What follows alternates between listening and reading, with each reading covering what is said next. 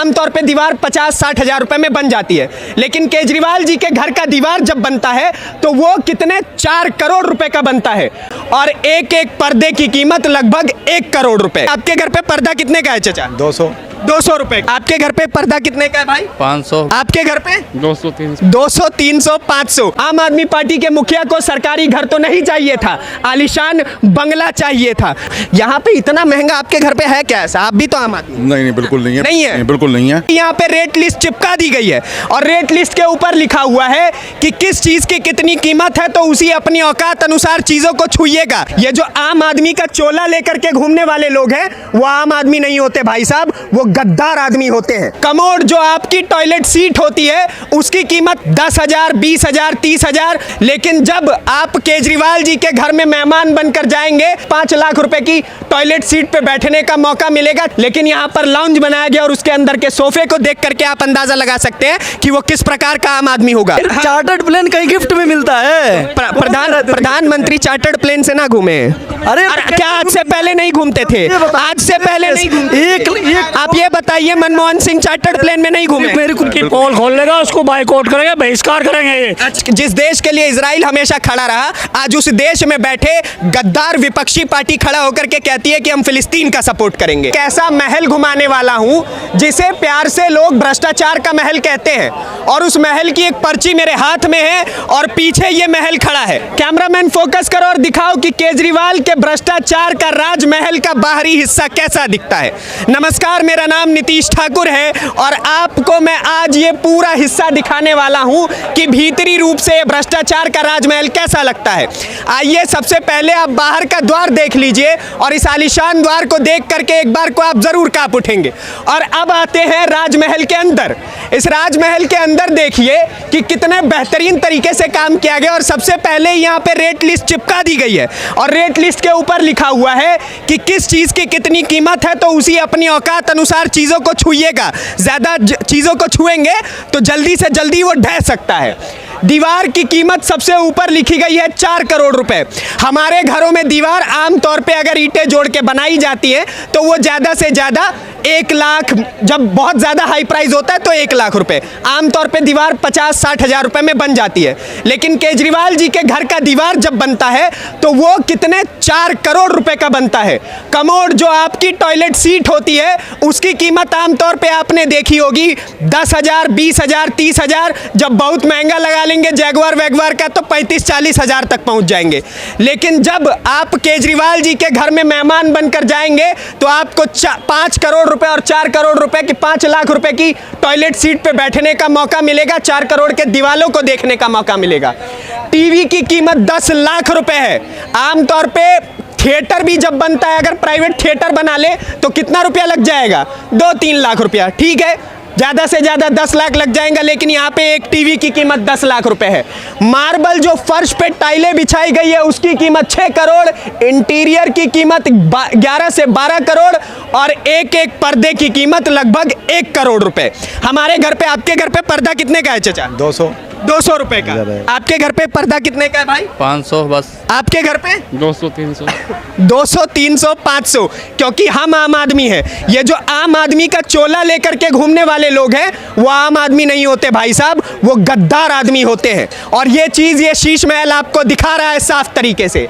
अब एक बार इसके आसपास के हिस्से को देखिए, भ्रष्टाचार का ये लाउंज देखिए जिसमें केजरीवाल जी, आज से केजरीवाल जी कुछ समय पहले तक कहा करते थे कि 1 कमरे 2 कमरे का घर मेरे पास है, उसी में रह लूंगा, मुख्यमंत्री आवास मत देना। लेकिन यहाँ पर लाउंज बनाया गया और उसके अंदर के सोफे को देख करके आप अंदाजा लगा सकते हैं कि वो किस प्रकार का आम आदमी होगा। बल्कि वो दिल्ली की जनता को जितना बरगलाने की कोशिश कर रहा है वो साफ तौर पर यहाँ पे दिख रहा है। भ्रष्टाचार का लाउंज आपने देख लिया, भ्रष्टाचार का बैठक का कमरा, जिस बैठक में बैठ करके भ्रष्टाचार डिसाइड होता था, जिस बैठक में एक तरफ मनीष सिसोदिया होते थे, उस वाले सोफे पे केजरीवाल होते थे और बाकी अन्य मंत्री भी आसपास में बैठे रहा करते थे।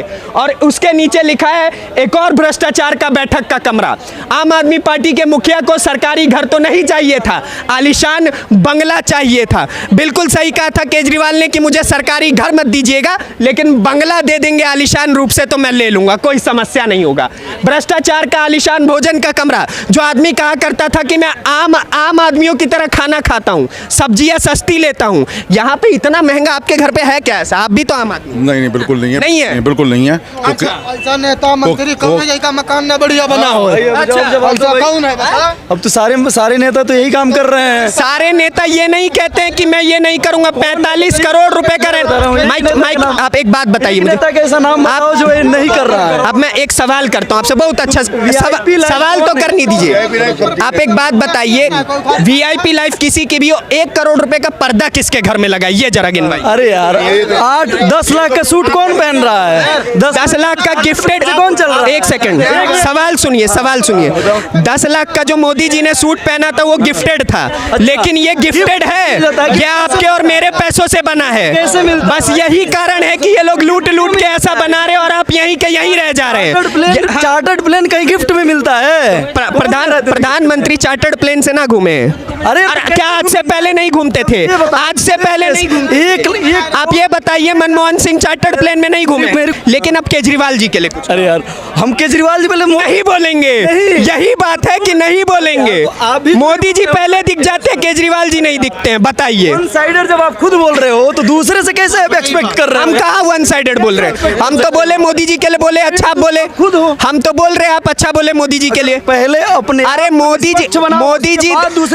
जी 10 लाख का सूट पहनते हम मना नहीं किए। क्या केजरीवाल जी 5 लाख के कमोड पे नहीं बैठते हैं? आप निष्पक्ष बिल्कुल बैठते हैं। मैं खुद गया। अब देखिए हम तो निष्पक्ष है। मोदी जी अगर गलत करते हम बोलते हैं। अरे भैया एक दिन वो था जब के यहाँ के प्रधानमंत्री को 2 पैसे का गुंडा आ गए तो ठोक देता, खत्म कर देता कहानी। और विदेश के प्रधानमंत्री यूँ कह रहे थे कि हमें भारत की सिक्योरिटी पे विश्वास नहीं, जब ये अपनी बेइज्जती नहीं समझते। आज यहाँ सुरक्षा बढ़ रही है, सिक्योरिटी बढ़ रही है, तो कौन सी बात है? हमारे दिखाने के लिए ही लगाए हैं आप लोग, तो ये दिखाने दीजिए, उसके बाद निकालिएगा। अब आप जरा ये पीछे के पोस्टर्स को देखिए। अच्छा, इस पोस्टर को देख के आपको ये जरूर पता चल जाएगा कि इंडी गठबंधन ने ये सारे पत्रकारों को बॉयकॉट क्यों किया है। क्योंकि ये पत्रकार सवाल कर लेते थे। नविका जी का शो में साफ साफ लिखा है केजरीवाल का शीश महल ताजमहल से कंपटीशन। उसके बाद सुशांत सिन्हा के शो में लिखा हुआ है 8 लाख का पर्दा, 4 लाख का कमोड से भी बड़ा खुलासा। नीचे बाकी पत्रकारों के शो साफ साफ लिखे, और यही वो पत्रकार हैं जिनको बॉयकॉट किया गया। केजरीवाल को जाकर रखा है, उसी लोगों को इन्होंने बाइकॉट कर दिया। अब जो इनकी पोल खोल लेगा उसको बाइकआउट करेंगे, बहिष्कार करेंगे ये। क्योंकि ये नहीं चाहते थे अब से पहले सोशल मीडिया थी कहाँ? इनकी पोल खोलने वाला नहीं था। आज इनकी पोल नहीं खुल रही है तो इनको परेशानी हो रही है कि आज जेल के दरवाजे खुलते जा रहे हैं तो इनको परेशानी हो रही है। क्योंकि आज यहाँ सारी सुरक्षा हर आदमी को मिल रही है तो इनको परेशानी हो रही है। लेकिन एक तरफ विपक्ष हमारे ऐसे कुत्ते का तलवे चाटने की बात करता है तो इनको खुशी होती है।